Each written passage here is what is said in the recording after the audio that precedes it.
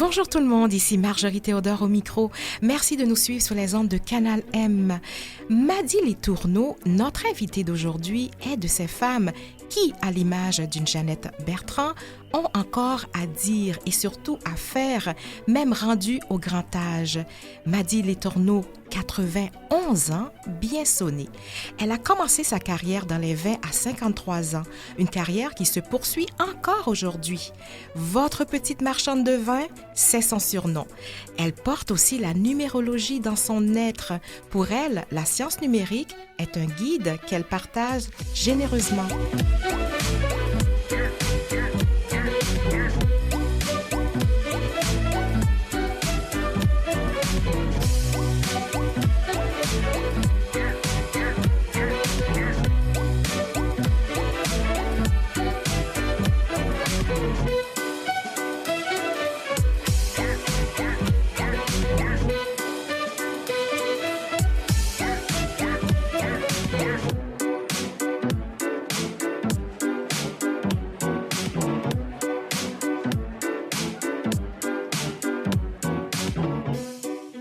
Bonjour Madi Letourneau, bienvenue à Vivement les femmes.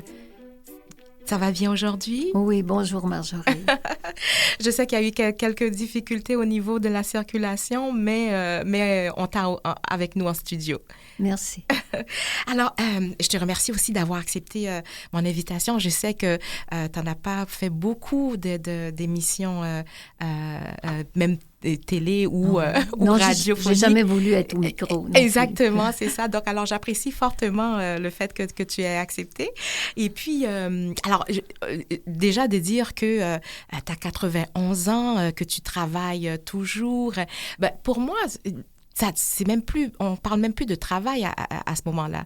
On parle de bonheur, de joie à faire ce que tu fais, Madi. Ben, j'ai oublié mon âge à travers ça. Oui. Parce que le dernier agence où je suis présentement chez Elixir, oui. Il m'a embauché, j'avais 79 ans. Ah oui, OK. Et lorsqu'il m'a embauché à ce moment-là, j'ai pensé après, j'ai dit, mais François m'a embauché à 79 ans. C'est ça. Et là, j'ai dit, il faut que je pense un peu à mon âge. Mais comme j'avais des clients depuis 30 ans, oui. Ça fait 28 ans que j'en ai encore et que je côtoie encore et que je vends encore des vins. Alors, pour moi, j'avais tellement eu l'habitude de vivre comme ça. À ce moment-là, j'oubliais moi-même. C'était la petite marchande de vin qui parlait. Qui était là, ben oui. Alors, on va savoir un peu plus tard pourquoi on t'appelle la petite marchande de vin, mais on va laisser ça un peu en suspens pour nos auditeurs et auditrices. Et là, maintenant, ce que je veux savoir, parce que je sais que tu as vécu sur une ferme, OK? Puis avec les frères et sœurs et tout.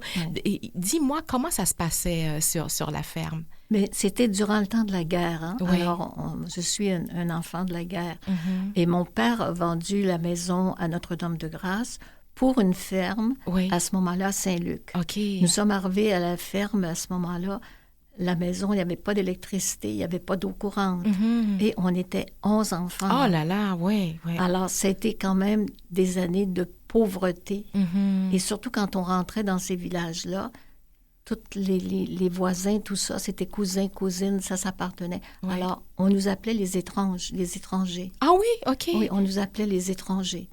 Alors, on a grandi avec, à ce moment-là... Les gens, les voisins, oui. Est-ce que la ferme était isolée? Est-ce qu'il y avait des voisins autour? Oui, disons que... C'était une paroisse à Saint-Luc à ce moment-là. Oui. Où c'était, à ce moment-là, éloigné, mais pas tellement. D'accord. Alors, Puis il y avait plein d'animaux. Il y avait des animaux, oui. Alors, mes deux frères étaient avec maman pour voir à toute la ferme, tout ça. Oui. Et puis, on était des années que papa, après, est obligé d'aller travailler été obligée d'aller travailler Oui. à Montréal Mhm. parce que le troupeau suffisait pas pour nous nourrir. C'est ça, parce que vous étiez quand même une grande famille, là. Famille aussi de l'époque. À l'époque, on était nombreux aussi. C'était des familles nombreuses, beaucoup plus nombreuses. Oui. Ouais. Et je sais qu'à un moment, les parents ont décidé maintenant de t'envoyer au pensionnat. Explique-nous, c'était Oui, où? j'étais à l'école du village Oui. et l'école du village a fermé. Mhm. Et maman, à ce moment-là, voulait nous placer pensionnaires. Oui. Alors, c'est là que, en nous plaçant pensionnaires, moi et mes 2 sœurs, à ce moment-là, Mhm. on était 4-5 ans à Saint-Lambert, À Saint-Lambert, oui. au pensionnat, OK. à ce moment-là. Puis ça a duré quelques années, le pensionnat? Ça a duré 4-5 ans. Oui, Oui. oui. OK. Oui. D'accord. Donc, alors, là, on a laissé les garçons à la ferme et Oui. les filles ont été au pensionnat. Est-ce que c'est ce qui s'était Oui. passé? OK.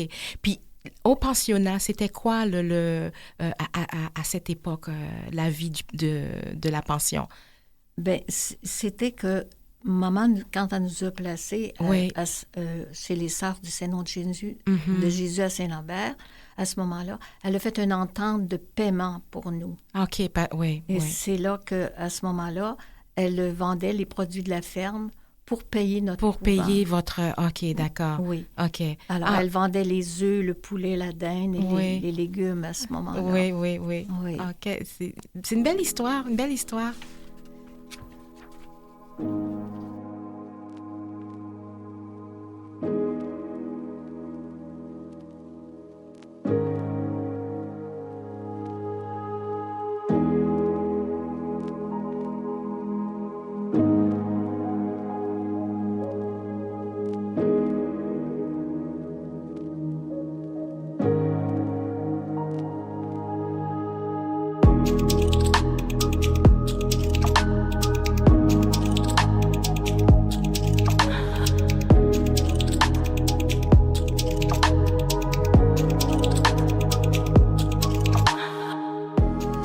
Donc, Madi, tout le monde te connaît dans la restauration et l'hôtellerie.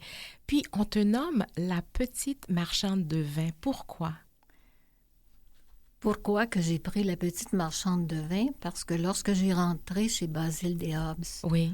à ce moment-là, ce monsieur-là, c'était la première fois qu'il engageait une dame Mhm. comme représentante.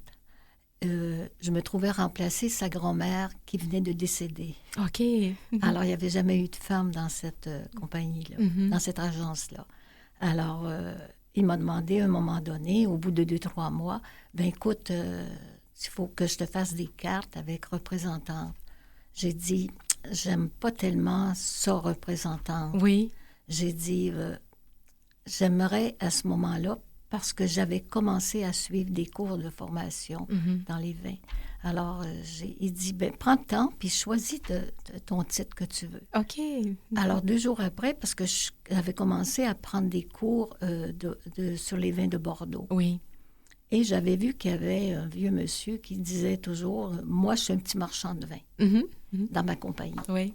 Alors, à ce moment-là, j'ai dit, bon, moi, je vais prendre ce titre-là, votre petite marchande de vin. OK. Alors, c'est là que c'est dessiné la petite marchande de vin. D'accord. Donc, Et elle me supportait pendant 34 ans. c'est ça. Donc, c'était ta signature que toi, C'était ma signature. et puis t'aimais ça Oui, qu'on parlait de la oui. petite marchande de vin. Mais on a voulu souvent Oui. me changer ce titre-là. Ah oui, ah oui, ah oui. Comme directrice, comme consultante, ces choses-là. Et je n'ai jamais voulu changer mon titre, C'est petite ça. marchande de vin. Ah ouais, ouais. Puis m'a dit comment que t'es arrivée dans les vins. Tu sais, c'est pas arrivé du jour au lendemain. Comment c'est arrivé que tu as eu soit le coup de foudre ou bien que tu as choisi? Oui. Comment que tu as fait ça? Mais c'est après une séparation de 30 ans. Oui. Ça m'a pris 3 ans de sortir de cette union-là. OK. Parce qu'elle était très toxique. Mhm. Monsieur était alcoolique. OK. Alors, c'était très difficile pour moi. Et j'ai tout perdu. Oui. À ce moment-là, je me suis trouvé une place dans un sous-sol à NDJ Mhm. pour être capable, à ce moment-là, de me retrouver avec moi-même. Oui. Alors là, c'était quand même des moments très durs dans ma vie. Plus difficile, Plus oui. difficiles. Mhm. Et puis c'est ça. Alors là, maintenant, il y a cette séparation. Tu deviens autonome, tu as ton appartement. Oui. Et puis là, maintenant, le lien avec le vin, il arrive quand? C'est que, disons que je venais de me séparer. Oui. Et j'avais fait de l'enseignement pour l'école de Marie Papillon. Oui. Sur de l'enseignement.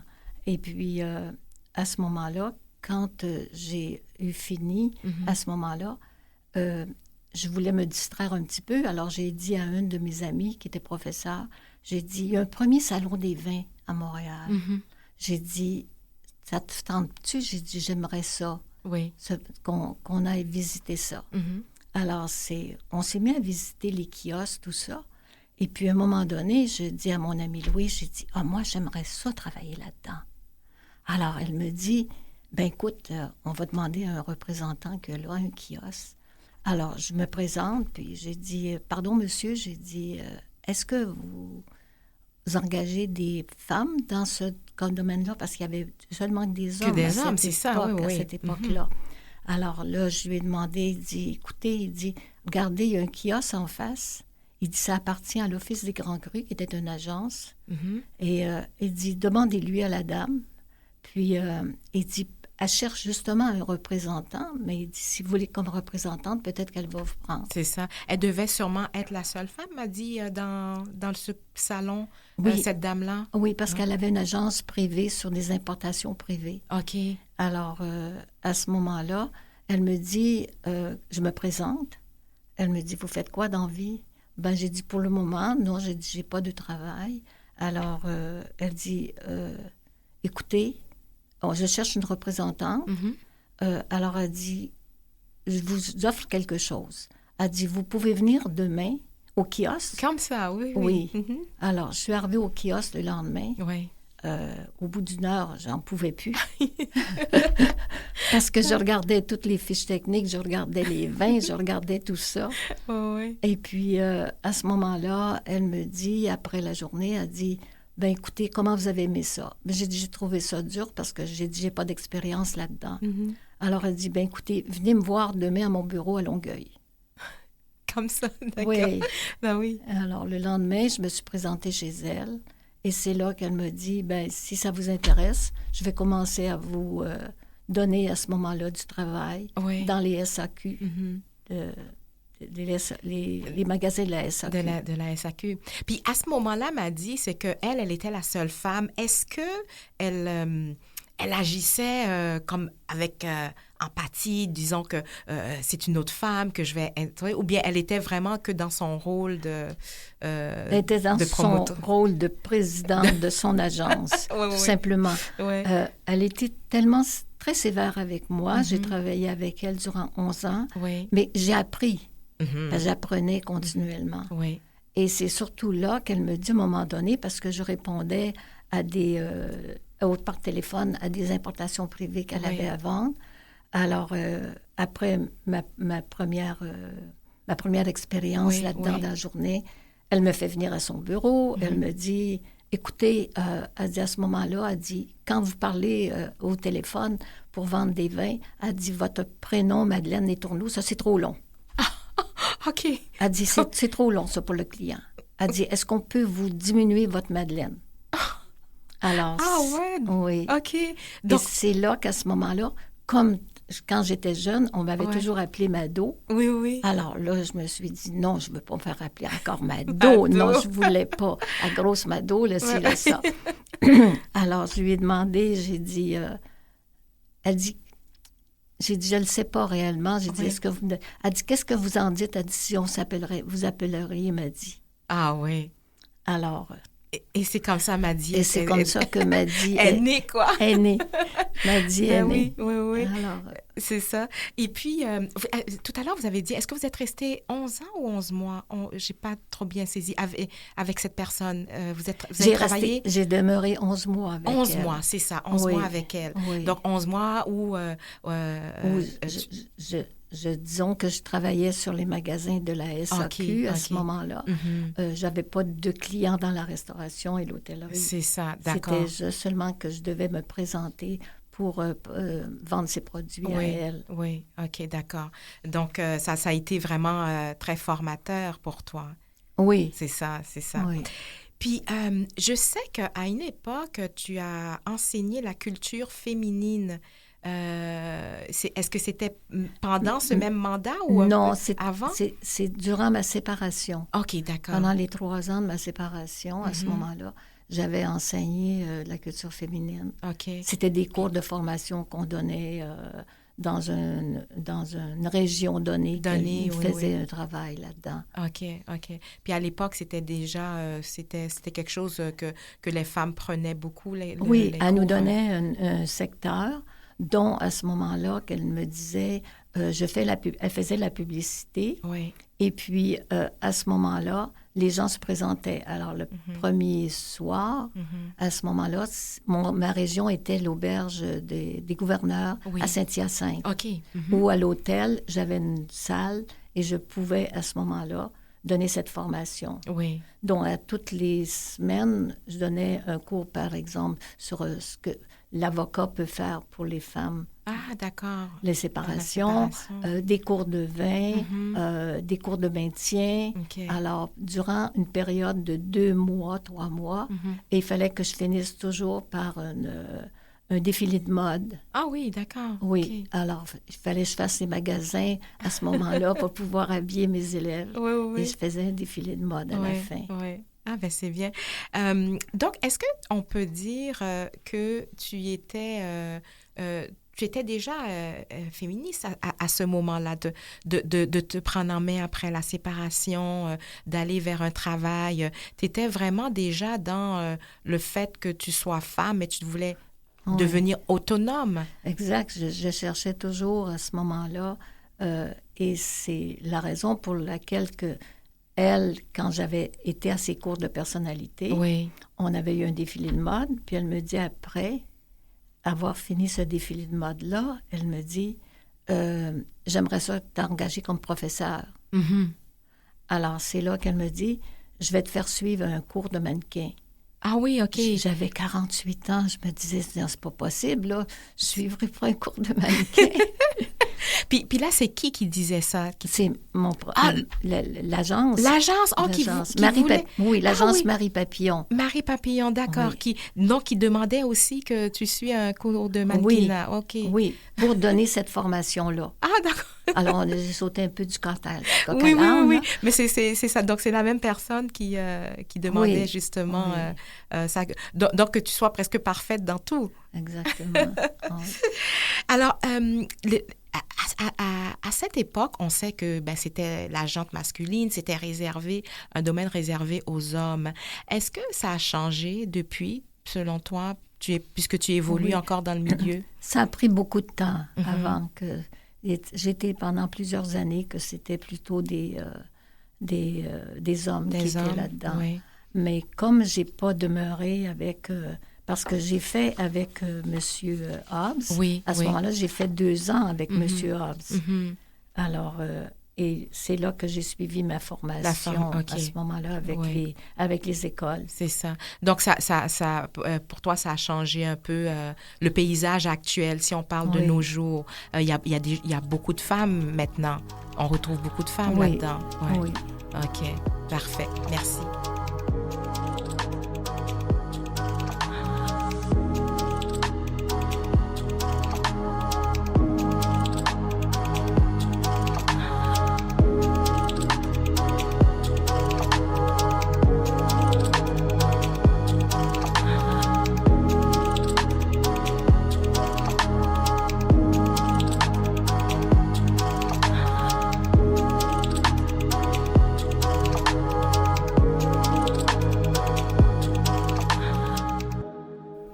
Je suis toujours avec Maddy Letourneau, notre petite marchande de vin.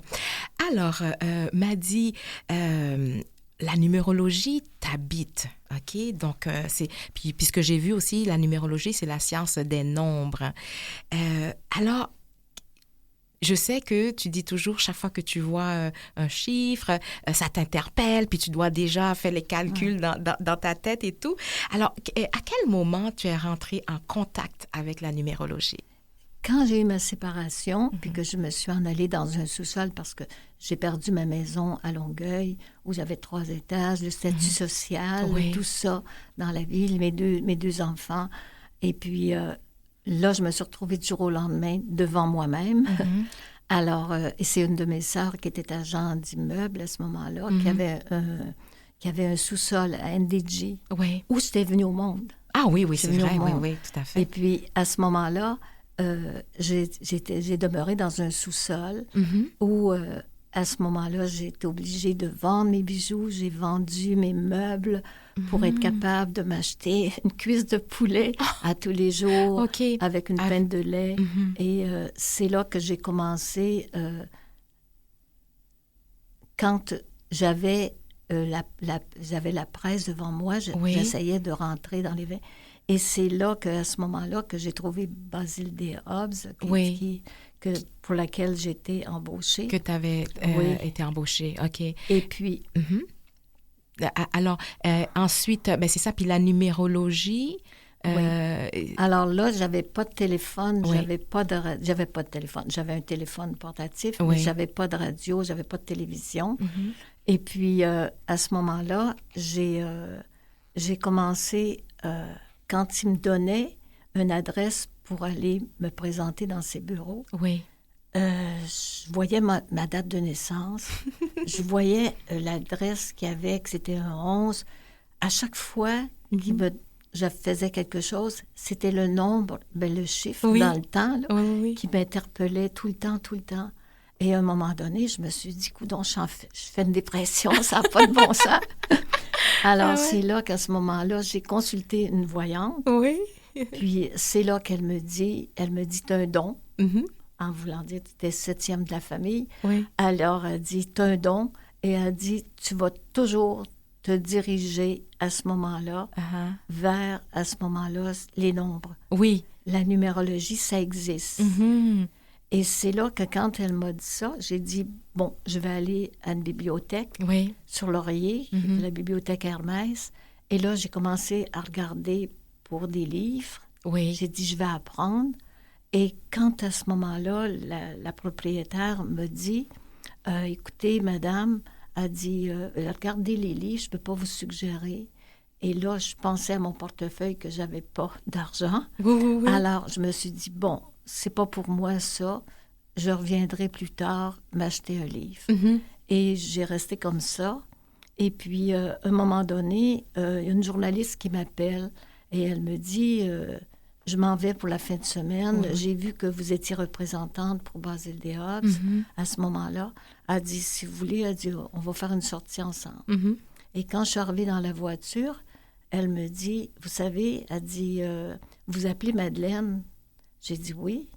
Elle dit, parce que Maddy, c'est un prénom. J'ai dit oui, mais c'est Madeleine. Alors, elle dit, Madeleine, à ce moment-là, elle dit, j'ai un journal, à ce moment-là, la revue, que c'est marqué Numérologie Madeleine. Ah bon? Alors, tout simplement, quand je l'ai laissé le soir que je suis arrivée chez moi, j'ai commencé à faire des calculs. OK. Et c'est là, tranquillement. C'est ça, que tranquillement, ça t'a habité. Finalement, ça t'a habité même avant parce que tu t'interprétais par toi-même certains chiffres. Et puis là, ça fait la connexion. Et alors, tu étais quand même toujours conseillère de vin, la petite marchande de vin. Donc, comment que dans ton milieu de travail, t'as amené la numérologie? Parce que tout le monde, moi, les gens qui te connaissent dans la restauration et tout, ils savent que tu fais de la numérologie. Donc, c'est pas quelque chose que tu as caché. Comment ça se présentait? Non, parce que ce que j'ai fait à ce moment-là, j'ai été chercher une formation en numérologie. OK, Alors, j'ai eu mon cristal numérique. Oui. Et puis, quand j'ai eu mon cristal numérique, là, aussitôt que je prenais des chiffres, je calculais continuellement. Mhm. Et lorsque j'arrivais chez un client, qui était mon premier client dans l'hôtellerie, Oui. au Reine-Élisabeth, le monsieur s'est présenté, je me suis présentée au monsieur comme me représentante, comme ma petite marchande de vin. Oui. Et puis, c'est là que, quand il parlait, qu'il parlait de numéros, de chiffres, Oui. à ce moment-là, je me disais, je vais pouvoir travailler avec cet homme-là. Ah oui, OK. Je me sentais que mon intuition se réveillait Ah oui. à la numérologie continuellement. Ah oui, d'accord. Donc, même tu te fiais à ça pour connecter, pour savoir Oui. est-ce que je travaille là ou Oui, pas. Ouais, parce ouais. que ça a toujours été mon côté humain Oui, avant mes vins. d'accord. Je voulais savoir à qui je travaillais. Avec qui que tu Parce travaillais. que comme on avait été élevé très sévèrement, Oui, à ce moment-là, je m'approchais pas facilement des gens. J'étais c'est plutôt ça. gênée là-dedans. Ouais, ouais. Mais c'est sympathique parce que je sais que moi, quand je t'ai abordé pour faire l'émission, et puis vers la fin, tu dis, bon, oui, peut-être, et tout ça. Puis là, tu me demandes ma date de naissance et tout ça. Donc, alors, et après, tu as su que, bon, il fallait que... C'était pas mal de faire l'émission avec moi.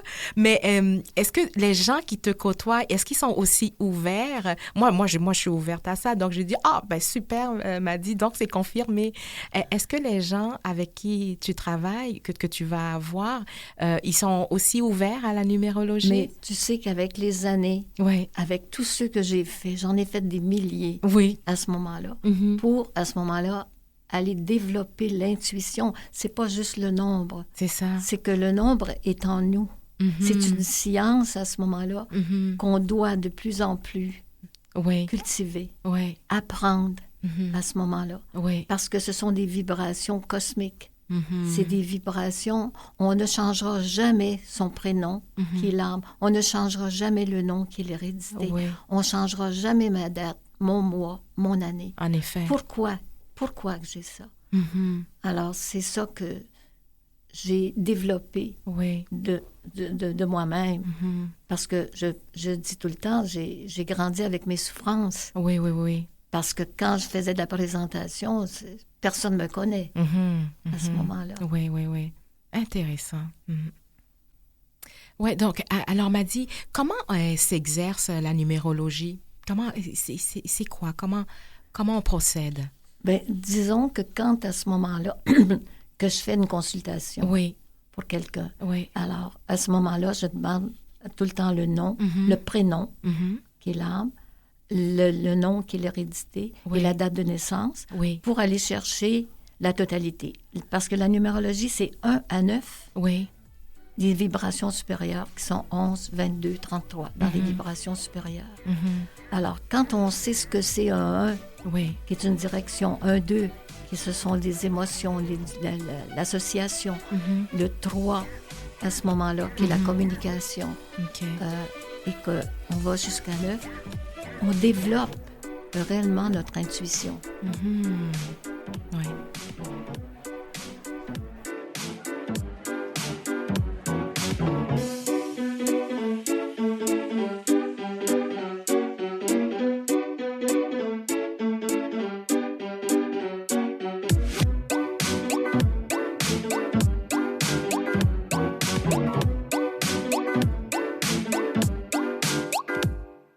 Vous écoutez Vivement les femmes avec Marjorie Théodore. Je suis au micro avec Mady Letourneau, conseillère en vin et numérologue, et alias la petite marchande de vin.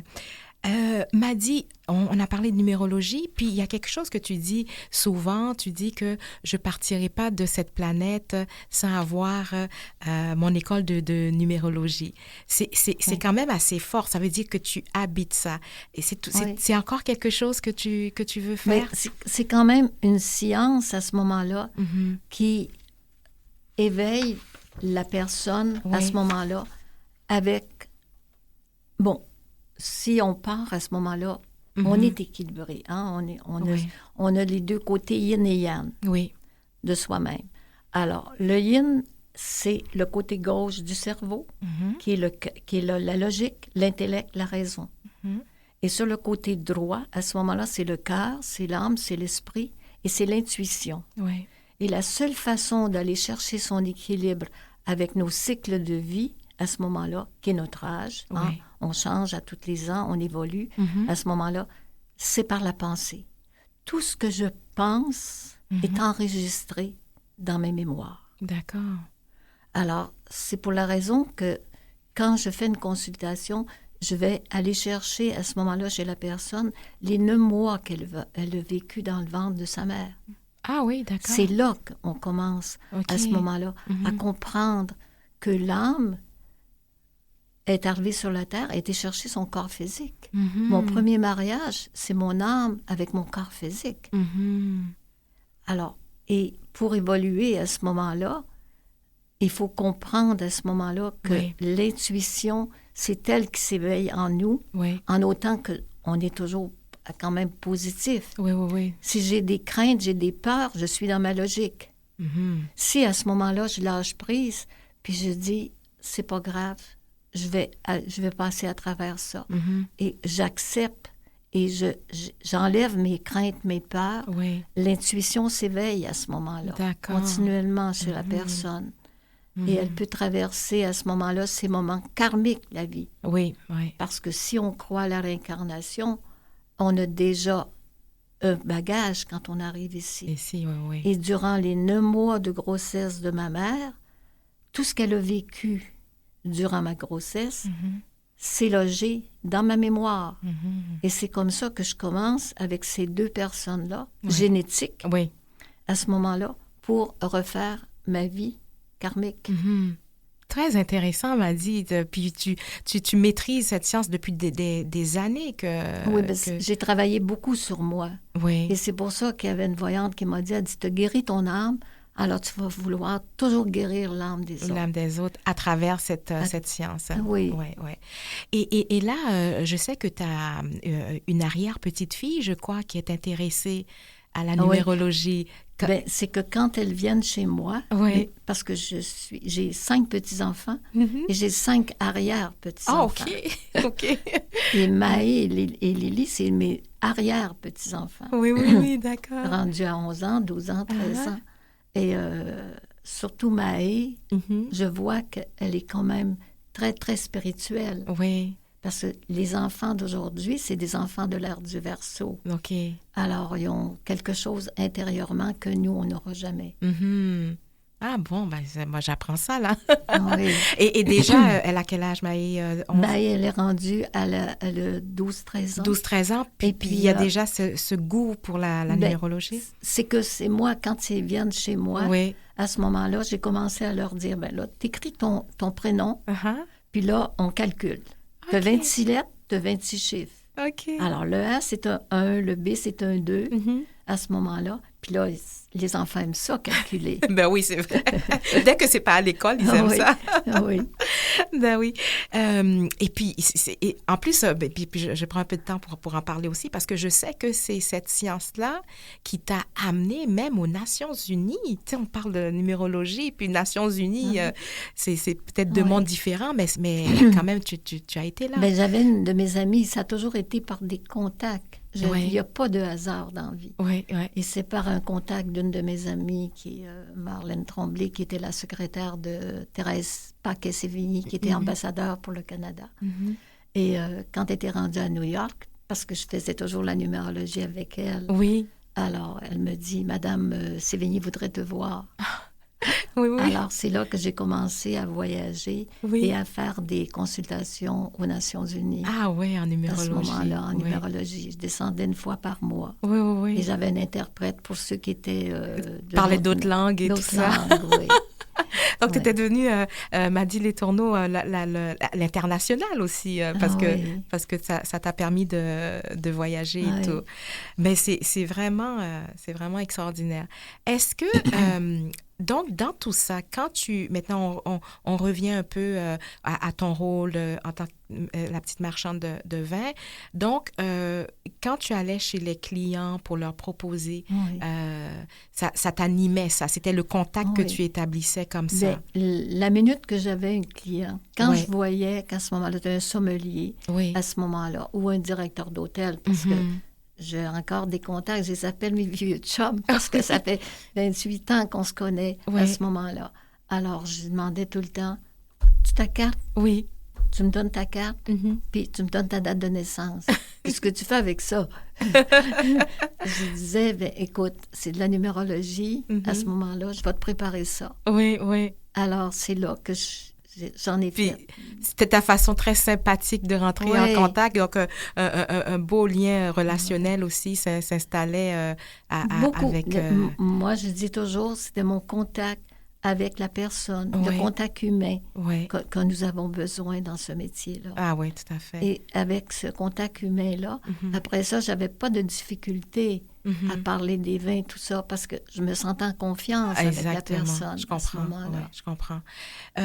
Maintenant, tu travailles pour la compagnie Elixir et on t'a donné ta chance à 79 ans. C'est bien ça que tu as commencé à travailler? Oui, parce que quand j'étais chez Charton Hobbs, quand j'ai fait 24 ans à ce moment-là, parce que j'avais développé une clientèle énorme. Là, j'avais des hôtels, des restaurants. À travers mes voyages, là, j'ai fait au moins 14-15 voyages dans les vins aussi à ce moment-là. Et c'est là, à ce moment-là, que j'ai demandé, à ce moment-là, si je pouvais, de temps en temps... Oui. Alors, de temps en temps, si tu pouvais...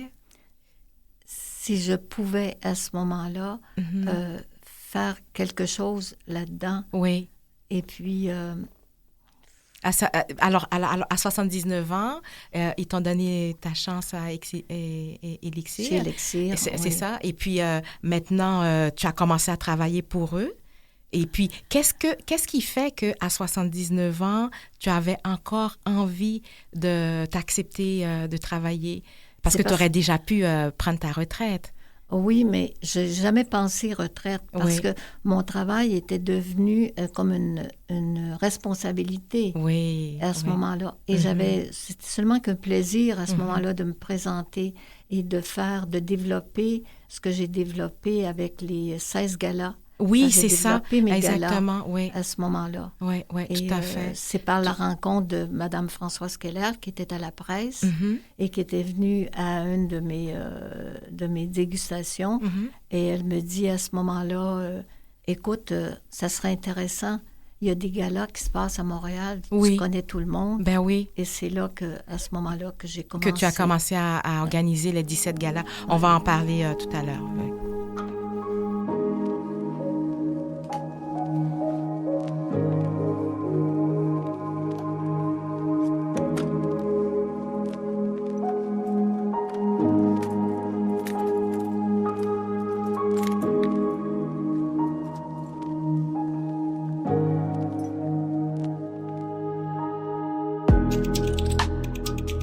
Toujours avec Mady Letourneau. Alors, Mady, on était en train de parler des galas, les 16 ou 17 galas d'échecs que tu faisais chaque année, mais dans un hôtel différent, je crois. Oui.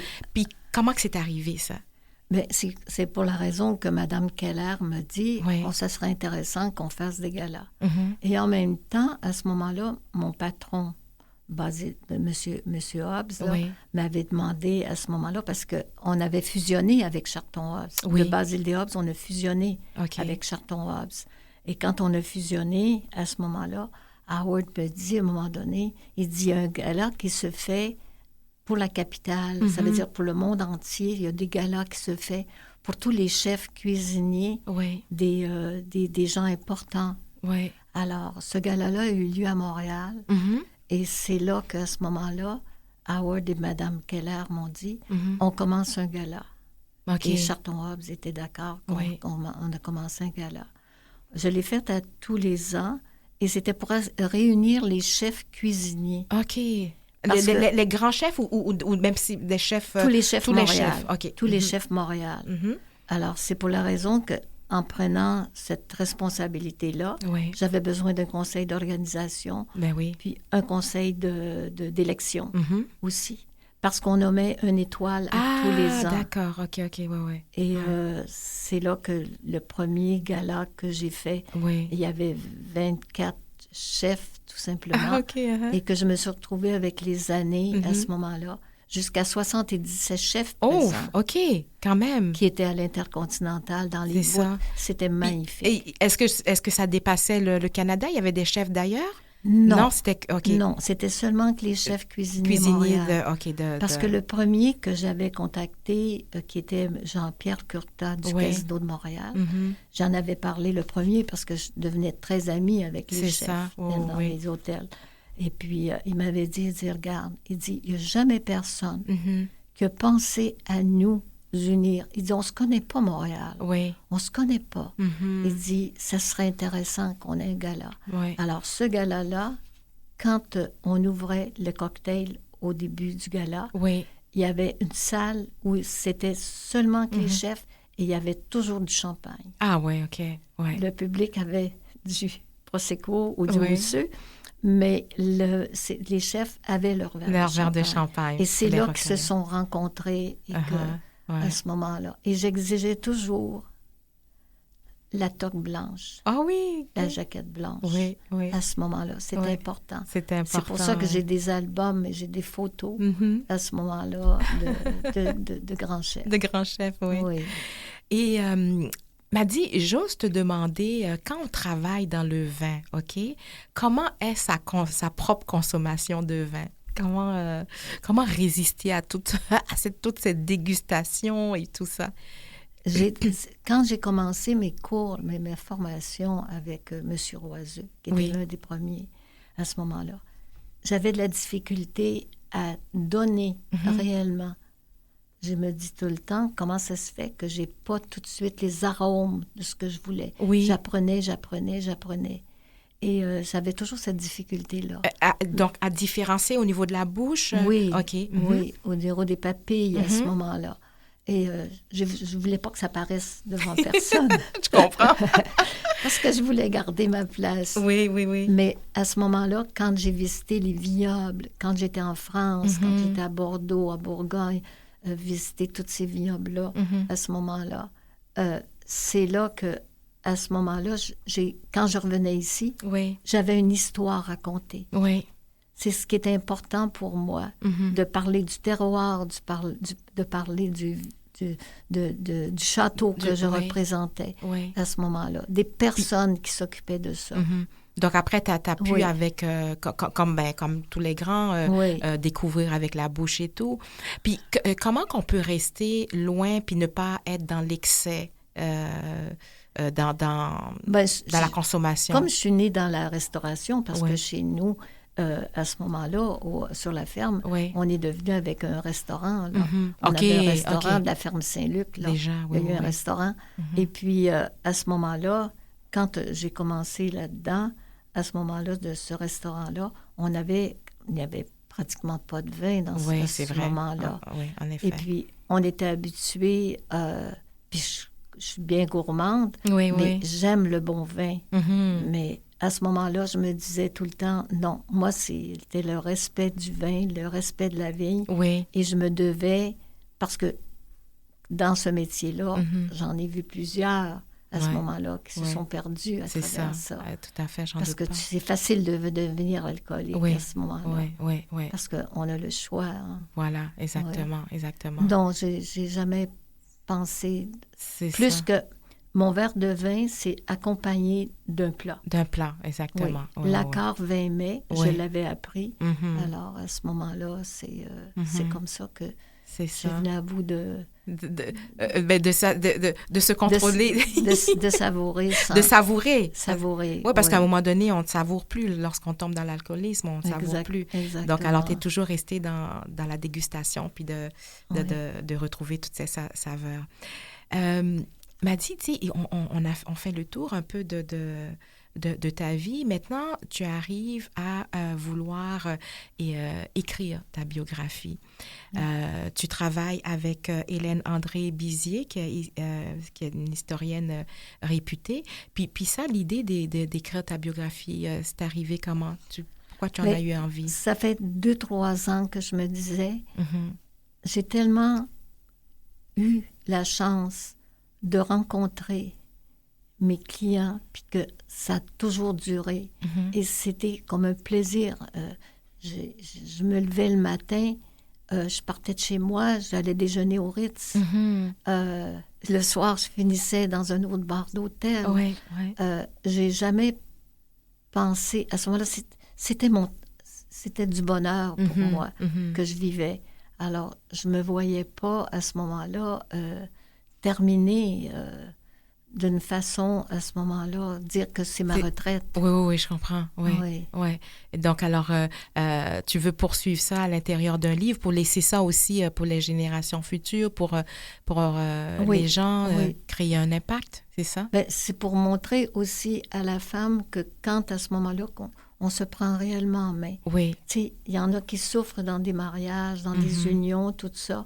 Alors, puis ils demeurent là au point de vue matériel, à ce moment-là.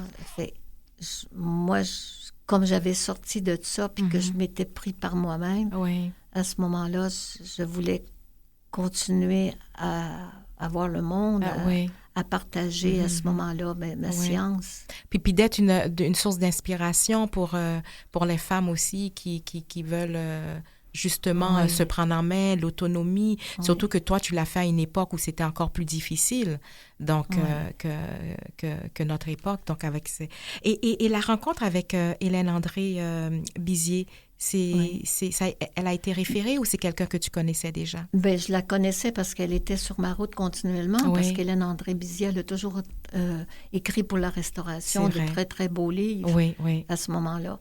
Et c'est pour la raison qu'à un moment donné, j'ai pensé à elle pour écrire, parce que les éditeurs me disaient « Vous n'êtes pas connue, on ne peut pas rien faire pour vous. » Alors, Hélène André m'a dit « J'ai connu ta route, alors je voudrais bien t'aider là-dessus. » Mais ça prend du financement. Oui, c'est vrai. Et le financement est difficile de nos... justement pour écrire et sortir le livre. Est-ce que rapidement, est-ce que tu as un objectif? À quel moment, si je te demande, Madi, à quel moment t'aimerais voir sortir ton livre? Ça veut dire, il est imprimé, il est là, il est frais.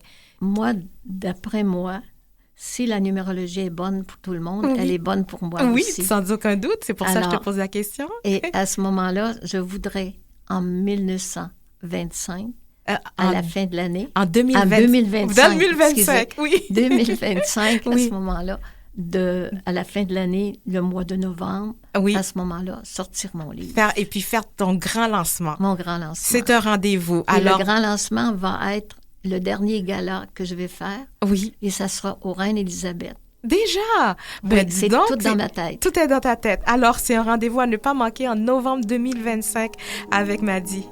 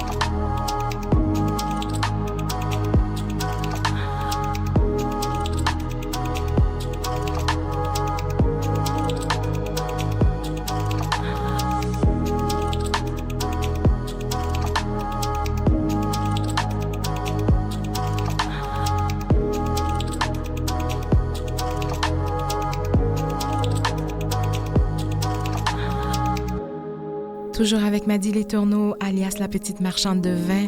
Madi, tu fais aussi de la méditation. Est-ce que c'est ce qui t'amène aussi toute ta sérénité qu'on peut voir en toi, le calme? Oui, exactement. Parce que en vieillissant, il y a 2 choses importantes. Ta santé et ta santé mentale. Oui, c'est vrai. Tes 2 santé, si tu veux. La santé physique et mentale. La santé physique et mentale. Alors, et moi, quand je suis rentrée chez Elixir, à ce moment-là, j'étais quand même à 79 ans, Mhm. c'était quand même pour moi de prouver encore Oui. que j'étais capable de garder mon client. Mhm. Et c'est là que j'ai commencé la méditation. Et ça va faire 12 ans que je Ah fais oui. de la méditation. Mhm. Et je dis toujours, pour ma santé mentale, en vieillissant, c'est réellement la méditation Mhm. qui nous garde notre santé Oui. et Oui. qui nous empêche à ce moment-là d'avoir nos craintes, nos peurs, Mhm. la famille, tout ce qui se passe alentour de nous, Oui. où on essaie Le de monde. faire du ménage intérieur. Mhm. On va dans notre passé, puis on regrette tout ça. Non, Ouais. ça c'est terminé pour moi, la porte est fermée. Oui. Alors, je vais toujours une journée à la fois Mhm. et je veux conserver à ce moment-là ma santé mentale. Mental. Puis, c'est sur quelle base que tu fais... C'est une méditation guidée. Guidée au quotidien? Tu l'as fait, ta méditation Oui, quotidiennement? oui, Ah oui. heure, oui, OK. 1 heure et demie par jour D'accord. OK, OK. que je fais de la méditation, oui. Mhm. Puis surtout, Mhm. mon alimentation, Oui. parce que ça sert à rien. Tu sais, dans la vie, on a 3 tours de Saturne Mhm. à passer. OK. On a 30 ans, 60 ans, Mhm. 90 ans. OK. Alors, les 30 premières années de ta vie, Mhm. à ce moment-là, tu apprends, Oui. tu cherches, tu t'éduques à ce moment-là, de tes parents, tout ça. Oui. De 30 ans à 60 ans, il faut que tu produises. Tu produis. Mhm. Et de 30 ans, de 60 ans à 90 ans, tu as Ouais. le résultat de tout ce que tu fais de ton 30 ans et de ton 60 ans. Mhm. Alors, si à ce moment-là, tu as négligé ton corps physique en mangeant mal, en te nourrissant mal, en étant avec des craintes, des peurs, toujours Oui. négatives, Oui. à ce moment-là, c'est sûr qu'à 60 ans, Mhm. ben là, tu as le résultat de ce que tu as semé. Oui. Mon père me disait toujours, tu sèmes des carottes, tu récolteras pas des patates. Oui, tout à fait. Il ne croyait pas si bien dire. Ça fait, Oui. à ce moment-là, c'est ça. C'est pour la raison qu'aujourd'hui, si tu regardes, c'est plein les résidences de personnes âgées Oui, oui, c'est vrai. qui ont arrêté de vivre. Mm. À ce moment-là, ils font plus d'exercice, sont sur des médicaments. Oui. Ils attendent de partir. Oui, oui, c'est vrai. C'est dommage, mais il y a beaucoup de morts vivants. Oui. Ah ouais. Puis c'est intéressant ce que tu dis, Madi, parce que ça m'apporte aussi à ma prochaine question. C'est que, bon, tu as pratiquement traversé presque un siècle, à 91 ans. Les phénomènes de société que tu trouves qui sont porteurs d'espoir ou désespérants, on parle des centres des personnes âgées. Pour toi, ça, c'est un désespoir? C'est triste dans le C'est moment, triste. ce qu'on vit. Oui. Parce que la pharmacie, Mhm. j'aime pas dire ça, mais je pense que c'est la plus grande mafia au monde. Mhm. Mhm. Parce que on finit avec des médicaments. Oui, Ça n'a aucun sens. constamment. Il y a oui. de plus en plus de cancers, il y a de plus en plus de gens qui sont malades. Mhm, mhm. Et c'est... Puis d'ailleurs, je pense qu'il y a quelque chose, je pense cette semaine, j'entendais, il y a la surmédication des personnes âgées aussi. oui. Ils sont constamment sur des pilules Oui. et tout. Puis qu'est-ce qui fait que... qu'est-ce qui te rend joyeuse, que tu vois dans le monde autour de toi, puis ça te rend joyeuse et puis tu dis, oh, il y a de l'espoir. Ce serait quoi? Oui, c'est de plus en plus, c'est que les jeunes, de plus en plus, veulent aider la planète Oui, à nous sauver. oui. OK, ça te... Ouais, Oui, c'est de l'espoir. ça, je regarde Maë, je regarde Oui. Lily à ce moment-là, sont ouverts à Oui. ce moment-là à aider la planète. Mhm. Mais c'est un petit nombre. Hein. Oui, oui. C'est un petit nombre. C'est sûr qu'il va y avoir à ce moment-là une élimination. Mhm. Il va y avoir une élimination. Mais par contre, il faut aller chercher avec toutes les possibilités qu'on a Puis de la la meilleure. science aujourd'hui, Oui. à ce moment-là, d'être capable de sauver notre planète. Oui, oui, en effet, en effet. On arrive à la fin de l'émission. J'aimerais savoir, est-ce que tu as un message que tu aimerais dire aux auditeurs, auditrices? Ce serait quoi le message? Le message, qu'est-ce que je pourrais dire? D'être à ce moment-là Oui. à l'écoute de ta personne, Mhm. de regarder ce que tu peux donner, ce que tu peux obtenir, ce que tu peux aller chercher dans tout ce qu'il y a de beau dans la nature. Oui, oui. Et de se tourner vers cette nature, d'amener les enfants à ce moment-là, à savoir, j'ai pas une tomate pour rien dans mon assiette. Oui. Ça, c'est très important. Oui. Tout ce qu'on mange à ce moment-là est rendu, on doute de ce qu'on mange, tellement que la planète, elle est polluée. Alors... Donc, d'être dans une belle conscience. Oui. Ben, sur ces mots d'espoir, Madi, on arrive à la fin. Écoute, ton parcours est vraiment stimulant et donne beaucoup d'espoir. Alors, je te souhaite de terminer ton livre puisqu'on a la date de novembre 2025, que j'oublie pas. Alors, j'ai bien très hâte de lire ton livre. Alors, je rappelle que mon invité est Madi Letourneau, alias la petite marchande de vin, conseillère en vin et numérologue. Et Madi, tu veux me dire quelque chose rapidement? Oui, je voudrais te dire qu'à ce moment-là, que je ne partirai pas de la planète tant qu'à ce moment-là, qu'il n'y aura pas une école avec des professeurs pour apprendre la science numérique. Super! Bon, beau dernier message. Alors, ceci même fait à notre émission. Merci à toute l'équipe. Mathieu Tessier à la mise en onde, Lynn Roy à la recherche, Jean-Sébastien Laliberté, chef diffusion technique, et ici Marjorie Théodore au micro qui vous donne un autre beau rendez-vous la semaine prochaine.